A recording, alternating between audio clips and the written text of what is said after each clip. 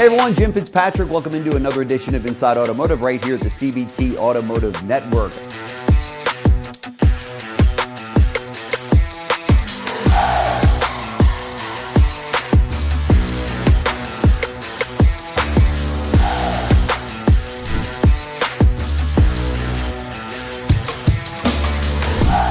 CBT News, your number one resource for auto industry news and content.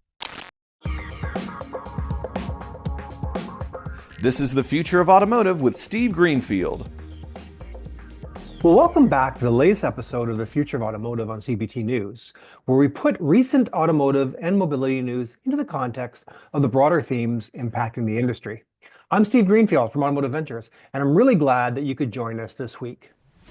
Well, it's hard to believe that it's been 10 years since Sergio Marchionne, at that point the CEO of Fiat Chrysler, published his quote-unquote Confessions of a Capital Junkie manifesto, which outlined his argument for industry consolidation of automakers. In the document, he argued that industry consolidation was the path to evolve past the OEM's addiction to massive and inefficient capital investment, and as a result, drive out costs and deliver higher margins for industry players. Marchionne argued 40% of an automaker's total vehicle development cost was R&D, which could easily be shared across multiple automakers.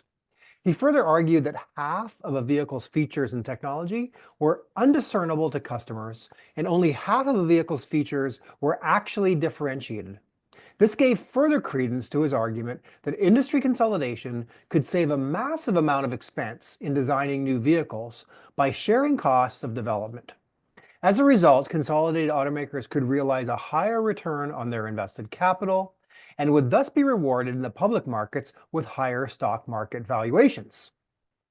10 years later, it's valuable to revisit Marchionne's body of work in the context of the existential threat that the Chinese automakers present to the legacy automakers in today's environment.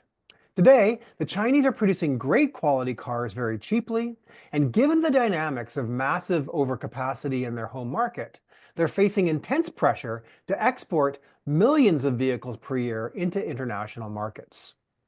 Import tariffs implemented by the US, Canada, and Western Europe are only a short-term band-aid to buy legacy automakers some time to figure out how to address the real issue, which is how are they going to compete against newer, more nimble, and faster innovating Chinese automakers who can produce great quality vehicles at lower cost on shorter development cycles.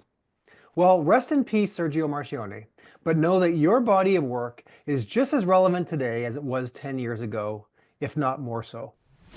So with that, let's transition to our companies to watch. Every week we highlight interesting companies in the automotive technology space to keep an eye on. If you happen to read my weekly Intel report, we showcase a company to watch each week, and then take the opportunity here on this segment to share that company with you. Today, our new company to watch is called Big Atom. Big Atom is revolutionizing tire recycling. The company connects manufacturers, wholesalers, garages, collectors, and recyclers to create scalable, sustainable solutions for waste tires. Their digital voucher system provides tire manufacturers with a tool to recycle a tire for every new tire they sell.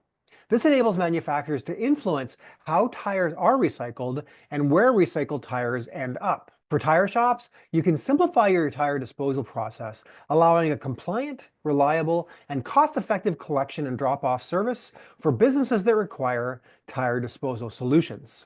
If you'd like to learn more about Big Atom, you can check them out at www.bigatom.co. So that's it for this week's Future of Automotive segment. If you're an auto tech entrepreneur working on a solution that helps car dealerships, we want to hear from you. We are actively investing out of our dealer fund.